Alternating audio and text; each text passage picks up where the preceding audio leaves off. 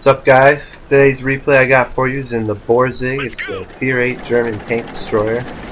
We're tuned up with Frontier 018 and Great Joe 9. We're going to go over here. I'm going to assume a sniping position on the right side. There's a great spot up here on this little hill where you can cover the middle really well. You can fall back to help with the base if you need to. You can push forward to help with the assault if you need to. We're seeing how my tank has, I don't know, the armor of a paper box. I'm going to go sit up here in the back and take pot shots at people. So from here, I've got Great Joe out there on the middle, spotting in his Borsig.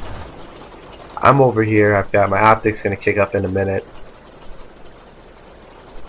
And we'll see what happens here. Now the back side, you can see on the mini map there's a sniper pushing way up in Death Alley on our team. Probably not the best spot for a sniper, but you know, maybe he'll go back there and have good luck.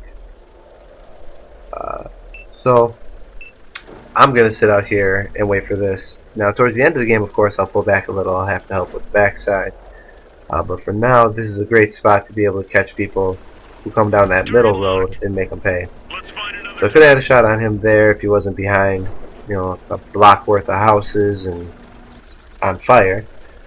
I'm not going to be able to shoot any of these guys in town. The gun pression doesn't allow for it. There's buildings in the way. But I've got someone over here now. We've got a VK out in the middle, and here's their Death Star.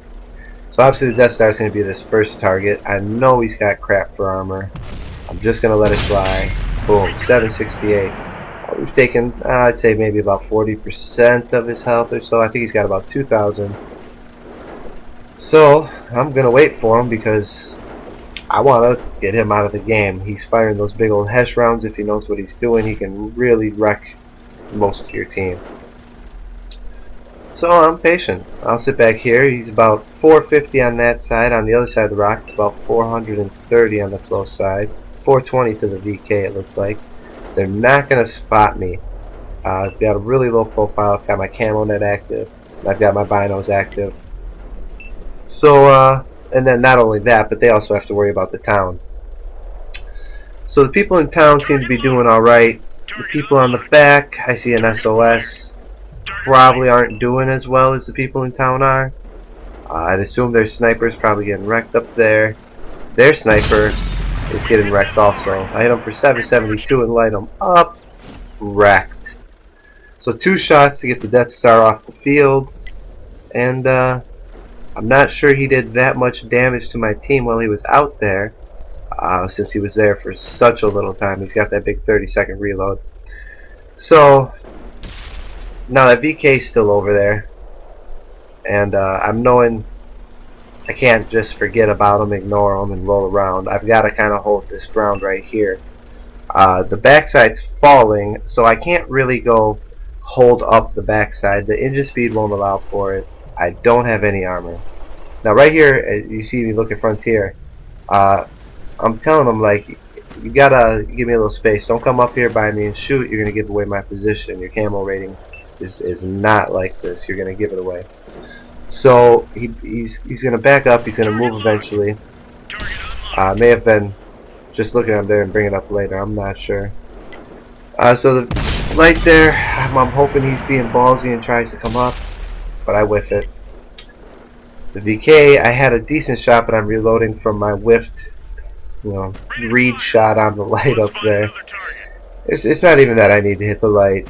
With the gun I have, I need to be essentially like a direct fire artillery, dealing maximum damage if I can to the big heavy targets like this VK out here or the Death Star. So here he is here. I miss. So I'm going to switch to heat here. I look up back. I know there's an E100 back there, and well, they're just not doing well over there on the back side, so I know I'm eventually going to need to hit them. Now this VK that's out in the middle also has relatively flat armor, so this heat round can really do well. For those who don't know, heat round works best against flat non-spaced armor, not tracks. So I connect with it right there, get 760 for damage. Back to the heat round. It's going to penetrate very well with this tank. 336. Look how it's just red all on the Conqueror's turret. Angle be damned. And we hit. So the good thing is that you can get some really great damage with a heat round. The bad part is hitting tracks is going to eat a lot of the damage. And the other part is that the arc and trajectory is going to be a little different from it. They're generally expensive. And if you hit spaced or sloped armor, you're going to bounce most likely. So here's this E3. I've got a heat round loaded, as we just spoke about. There's not really any parts on the front of this that I'm going to be able to just pen reliably with this heat round. He pulls up to a spot where I don't have a shot on his side. But he's going to give me a look at his cupola here. And this is just a risky shot, but you know, you gotta try in the moment of desperation. And we hit. So 335, we take out the E3, he's off the board. Thank God. We're still outnumbered here by 3 tanks here, it looks like. And that one is the guy killing himself. We're now outnumbered by 2. I take a shot this E100. Now, from my experience with this tank, I know that if an E100 is giving me a flat shot, I can reliably pen the side armor between the tracks and below the turret. But I missed there. So this VK, I really thought he was trying to shoot me. I semi-panicked. I take a shot at the Conqueror and missed. We watched a premium round come flying from the right in town from the STI that's over there. So 6th sense activated. I'm down off the hill. Can't sit up there because I'm going to get nailed. I have, like I said, 15mm of armor. And right here, I'm going to do a little peekaboo, and I'm going to back out, because if I back out, I'm able to pull into cover much quicker if I'm going forward. Now, I know I'm not going to be detected till I shoot, so I take my time, and boom. Right back into cover before I get hit. Now I got to watch for that E100 on my left also. So spin my tank around. It's enough of giving them the easy engine hit. And we're going to wait to reload, and we're going to pick somebody to get hit with the boomstick. So, obviously the E100 is posing a humongous threat. If he's got high explosive loaded, it's going to penetrate, he's going to get full damage, and it's going to hurt. I aim in and he missed. I do not. For 413 we end the E100, and now we've evened it up to 3-on-3. And it's 11 to 12, of course, because one of their people has slid into the water. I'm assuming made a mistake on the middle road there and slid off. So I'm going to pull out. I'm pretty cocky at this point. I'm still full health. I know that these guys are not going to one-shot me, barring a lucky ammo rack shot. So I figure I'll just pull out forward and take a look, and hopefully get somebody. 6th sense goes off. I decide no, I'm getting back in here. If I took the time to aim, they easily could have aimed and got a shot on me. I decide to try it again. I take a hit. I take another hit. And there's my lesson on being cocky for the day. So I decided, you know what? Yeah, we're going to switch it up here. So I've got Frontier coming over here. We're going to try and switch it up on them. They saw me on the hill. They also saw me behind the rock. They've seen me at that end. I figure if I have him switch and go to that end, and I come over here, we'll of course be fighting them from the 2 fronts. If I can get them looking at him, and I can get shots on the side of people's turrets, I'll be able to pen everything left in the game reliably and for major damage. So I've noticed now that I've got 4 kills. I'm thinking, ooh, Top Gun, possibly a Devastator, but of course the main goal is to win the game. So here's the VK, all orange, yellow. I'm not cocky enough to try for that shot. I figure this here looks good, and there he goes.